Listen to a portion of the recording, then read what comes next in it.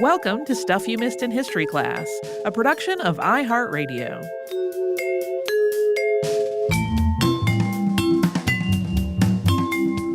Hello and happy Friday. I'm Holly Fry. And I'm Tracy V. Wilson.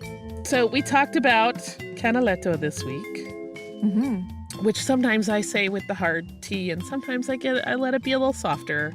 I did it both ways in the show on purpose, so nobody feels like they have to do it one way or the other. He is such an interesting figure to me because the whole thing I kept thinking while reading his story, particularly how his career, I mean, even though his paintings are exquisite in my opinion, his career was considered such commercial art that I'm like, is this like if one day, 100 years or more from now, someone is going to find the work of like a beach town airbrush painter and be like, this was truly the greatest painter of that age? I had the same mental conversation, but with one specific artist. And I'm afraid if I say who it is, people are going to come for me with the pitchforks. Okay, don't say it, but do tell me later. I'm going to say it anyway. Thomas Kinkade. Oh, yeah. Like, I am not suggesting that their like artistic work is similar, but the commercial nature of it and how much focus there was on light and shadow and some of the like criticism about how much of it there was and how some of it was similar to other of it. Like there was a lot of that I was like, this reminds me of things that people have said about Thomas Kinkade's I 100% can also understand that association. Yeah. I even Googled at one point, Canaletto, Thomas Kinkade comparison ? I had found no results that I remember. Oh, I love it. Yeah, I mean, it does make me consider, I'm sure he would Canaletto, had he been alive in the modern era, been like, yes, let's sell prints. Yes, let's absolutely make wallpaper out of my work. Yes, let's absolutely, like, I think probably. Yeah, let's for sure trademark the term painter of light. Right, because I mean, he really was, if he was churning out like multiple canvas bases at a time that were basically the same scene and then being like, oh, when somebody orders a view of this scene, I'll just paint in the celebration or the, day of flowers or whatever that they want. Great. I mean, he was not afraid of money. It's interesting, though. We talked at the end about that idea that he had no serious rivals. And we mentioned in the episode that there was another painter named Marieski who came along in the early 1740s and people were like, ooh, competition.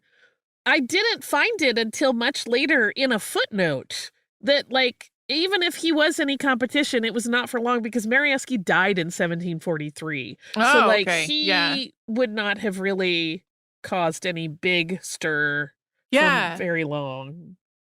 In this episode, I was really captivated by the idea. I'm sure there are still people who do this. It is not something that has like ever been within my means or wall space, but the idea that people would go to travel to Venice and as a souvenir commission a big landscape painting. I was very intrigued by that whole idea. You and I have been on trips together before where like I've seen you buy multiple pieces of artwork. But like never something of the scale that Canaletto was often doing. Yeah.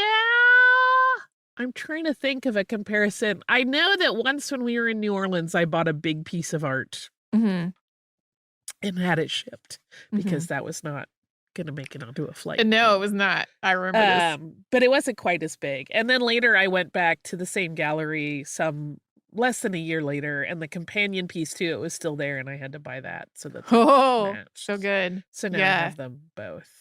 Not landscapes, but in fact paintings of the Bride and Frankenstein's monster. Oh yeah. Which I love, and they hang in my living room. Yeah, I love that idea. I'm like, yes, we should absolutely start doing that. I have a little buying art problem. We have too many pieces of art at this point, and I don't know what we're going to do about it. But yeah, I like supporting artists. I like pretty things. Patrick had his a little portrait done in Montmartre while we were there a couple back before the pandemic, 2019. And I think that's still rolled up in the tube it was in we have a lot of artwork in our house that we need to like get framed and hang up. And then also I think need to think about like how to rotate pieces through because we have more art than we can put on walls. It's very tricky. I will say this, and this is a confession of what a ding dong I can sometimes be.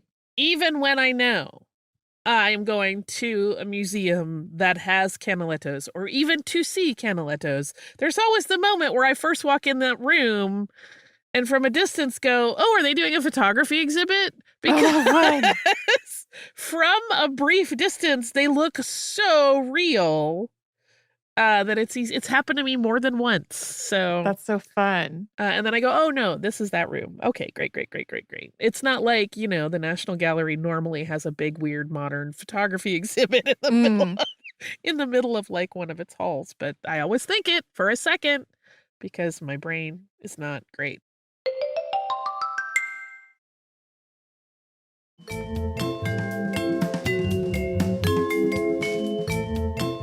I want to talk also briefly about McSwiney's idea of having like 3 different painters work on one painting together. Sure. Yeah. Multiple paintings, each of which would have 3 different painters. In my experience, artistic collaborations are pretty difficult. Mm-hmm.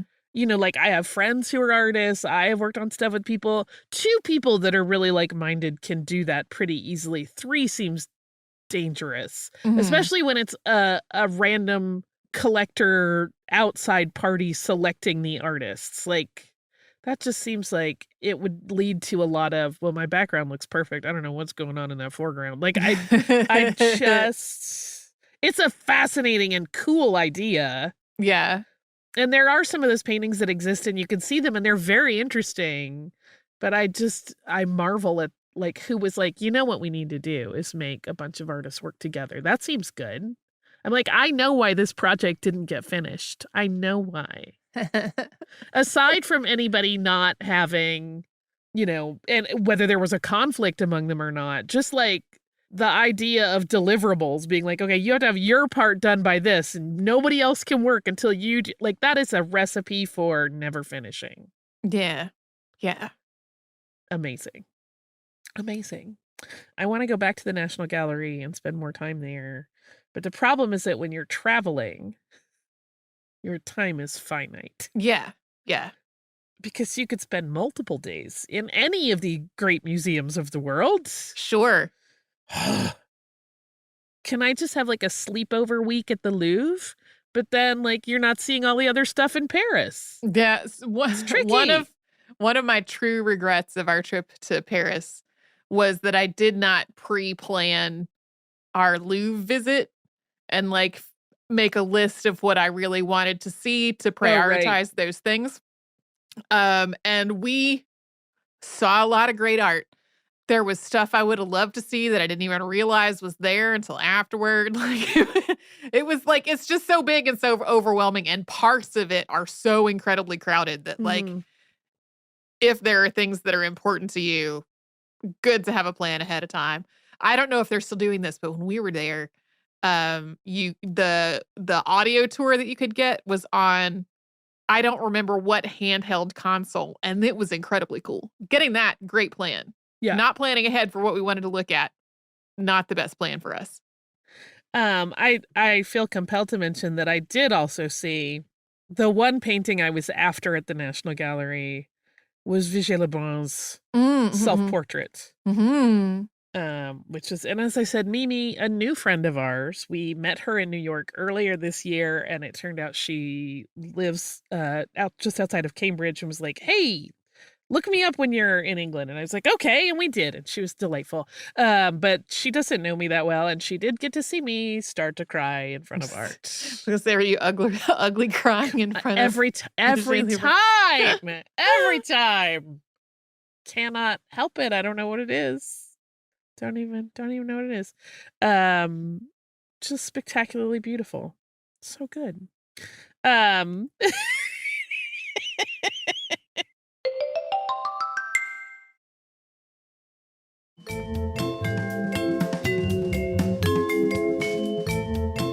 We talked about Jean-Baptiste Lully this week, Yes. which I should say I did not mean to do two theatrical / opera-y connected things, one right on top of the other. Yeah, we have kind of a brief run of episodes that are sort of all about creative pursuits in some way. I'll call it that way. And it was Hooray! just accidental alignment of things. Right. Yes. In my case, we had Canaletto, who painted backdrops for opera, and then, of course, Lully, who was completely ingrained in that world so much that he owned it, essentially. Yeah. And then we have a forthcoming one that is not recorded yet. Yes. Make way for arts. I have mentioned to you, I kind of said it at the end of the episode, and I know we've talked about it additionally, that like Lully has this reputation for being kind of a pain in the neck, but I have to admire the fact that he did achieve all of his ambitions. Yeah. He had things he set out to do and he did them. Yeah, he wanted to be a noble, he wanted to have money, and he wanted to have name recognition, and he got all of it in abundance. Seems like he was kind of manipulative and ruthless in doing it, but yeah, it's the ruthlessness I don't love. yeah, that's not my favorite part of his story either.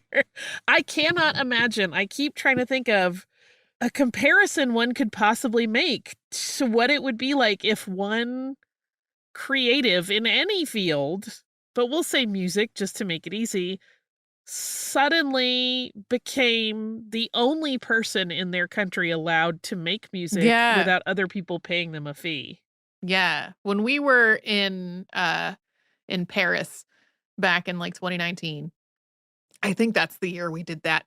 We were on a walking tour, and I don't remember which like French cultural institution we were standing in front of, but our guide was talking about the like French theater being so locked down in terms of what could be performed, and having lived my whole life in the United States, that whole idea was very foreign to me. Like it was just, I've always lived in a place where people like you might have to license the play from the person who wrote it, but like that people could do whatever they wanted.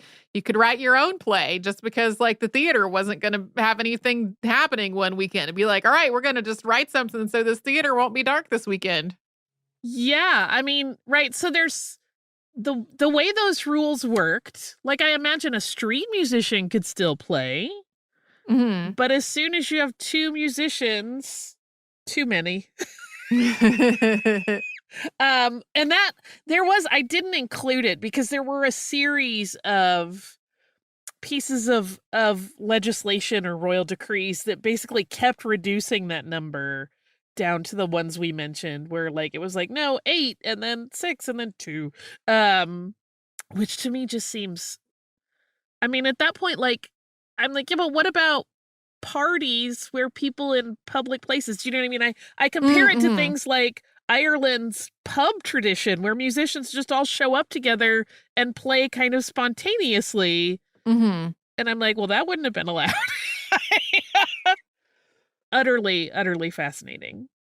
We did not mention in the episode, and I meant to, that I did not get into a lot of the technical ways that Lully changed music. Oh, sure. Because I think I would have needed to take a music theory class to really understand a lot of it. Even in really basic write-ups that I was reading, I was like, I don't know what these words mean. Yeah. And I am not, entirely ignorant to opera and music, but I still was like, this is beyond me. And I didn't want to go down a rabbit hole that was not so much about his life, but about a lot of technicalities. Yeah, I've had the same basic reaction in some of the episodes that I've researched before. Even in fields that I do feel like I have some education in, right? Like my bachelor's degree in literature, but looking at literature from especially not anywhere in Europe or North America, or sometimes places are in Europe and North America, but with like a literary tradition that's very different from what I learned.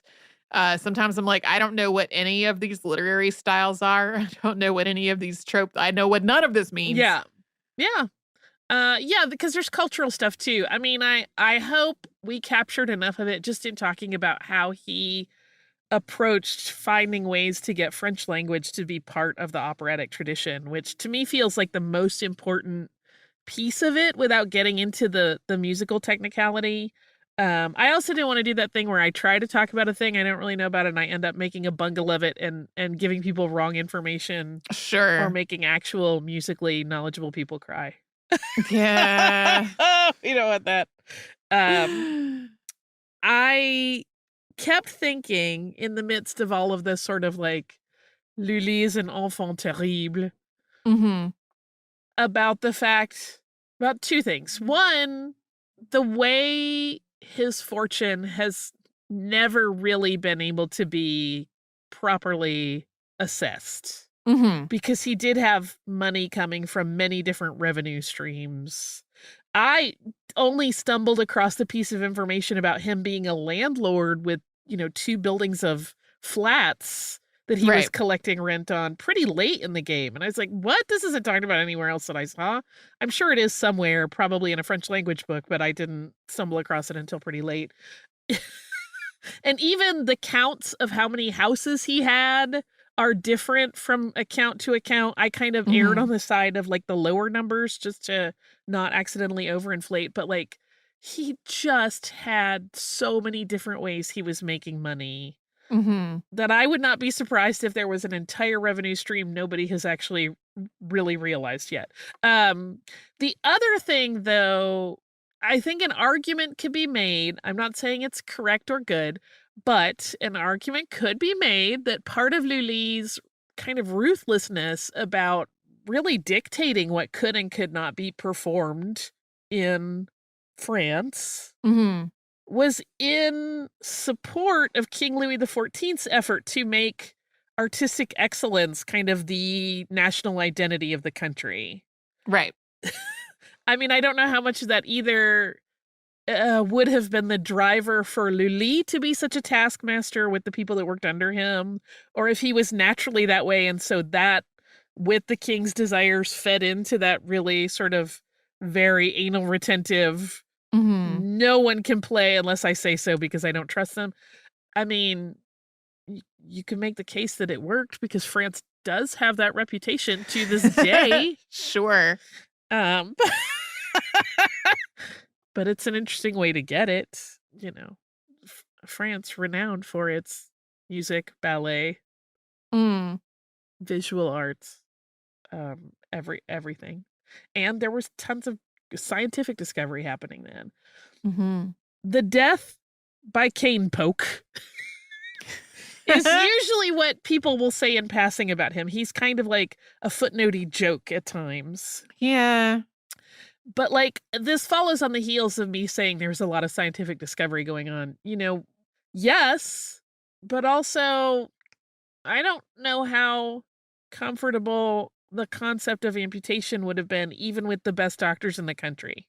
Yeah, yeah, this is we've had a couple of episodes recently where somebody died from an infection, and seems like probably the treatment they got, like, was not great even given the standards of the time, but also, like, infections were an incredibly common cause of death.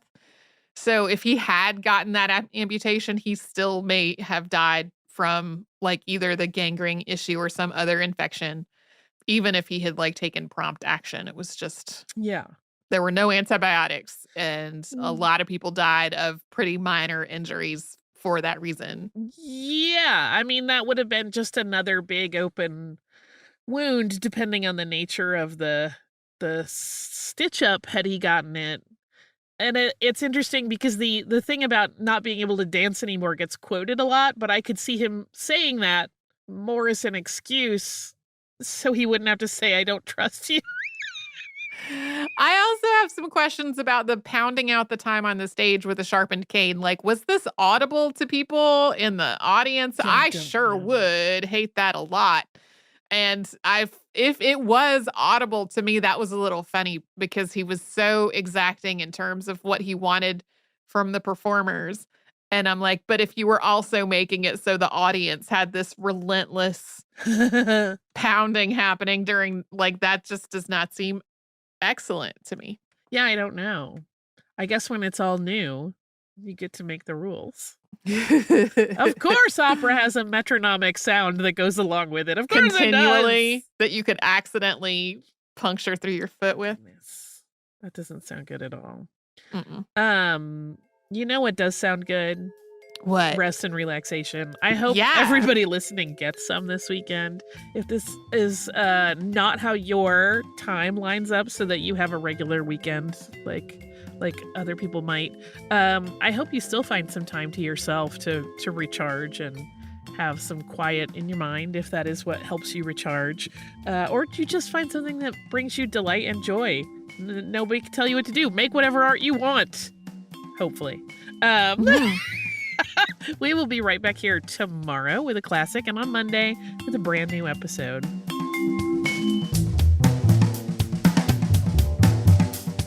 Stuff You Missed in History Class is a production of iHeartRadio. For more podcasts from iHeartRadio, visit the iHeartRadio app, Apple Podcasts, or wherever you listen to your favorite shows.